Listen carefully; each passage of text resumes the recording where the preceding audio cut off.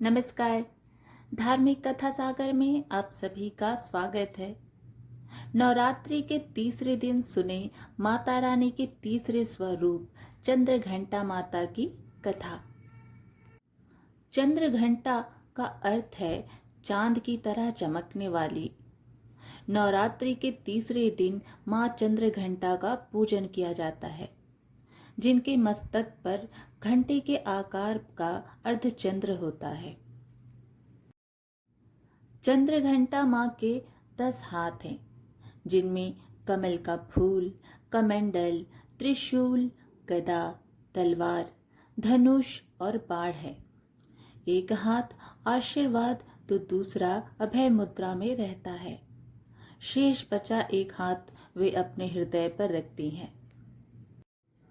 माता का यह प्रतीक रत्न जड़ित आभूषणों से सुशोभित है और गले में सफेद फूलों की माला शोभित है। इन देवी का वाहन बाघ है। माता का घंटा असुरों को भय प्रदान करने वाला होता है और वहीं इससे भक्तों को सांसारिक कष्टों से मुक्ति मिलती है। मां चंद्र घंटा की कथा इस प्रकार है। प्राचीन समय में देवताओं और असुरों के बीच लंबे समय तक युद्ध चला। महिषासुर असुरों का राजा था और इंद्र देवताओं के। महिषासुर ने देवताओं पर विजय प्राप्त कर इंद्र का सिंहासन हासिल कर लिया और स्वर्ग लोक पर राज करने लगा। इससे सभी देवतागण परेशान हो गए और इस समस्या से निकलने का उपाय जानने के लिए त्रिदेव ब्रह्मा, विष्णु और महेश के पास गए।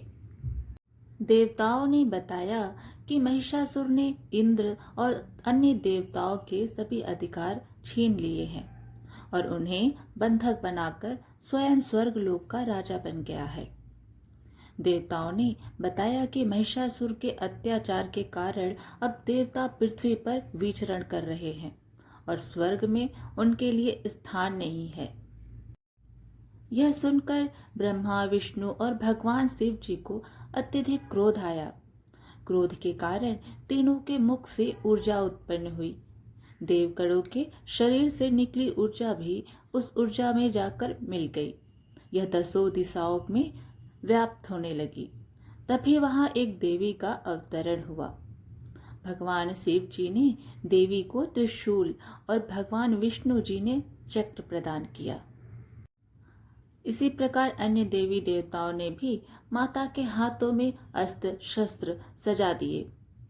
इंद्र ने भी अपना वज्र और ऐरावत हाथी से उतारकर एक घंटा दिया। सूर्य ने अपना तेज और तलवार दिया और सवारी के लिए शेर दिया। देवी अब महिषासुर से युद्ध करने के लिए पूरी तरह से तैयार थी। उनका विशालकाय रूप देखकर महिषासुर यह समझ गया कि अब उसका काल आ गया है। महिषासुर ने अपनी सेना को देवी पर हमला करने को कहा। अन्य दैत्य और दानवों के दल भी युद्ध में कूद पड़े। देवी मां ने एक ही झटके में दानवों का संहार कर दिया। इस युद्ध में महिषासुर तो मारा ही गया, साथ में अन्य बड़े दानवों और राक्षसों का संहार कर दिया। इस तरह मां ने सभी देवताओं को असुरों से अभयदान दिलाया। तो इस प्रकार चंद्र घंटा माता की कथा यहीं समाप्त हुई। फिर मिलेंगे एक और धार्मिक कथा के साथ। वीडियो अगर पसंद आए तो लाइक ज़रूर करिएगा और चैनल को सब्सक्राइब भी करना ना भूलें। धन्यवाद।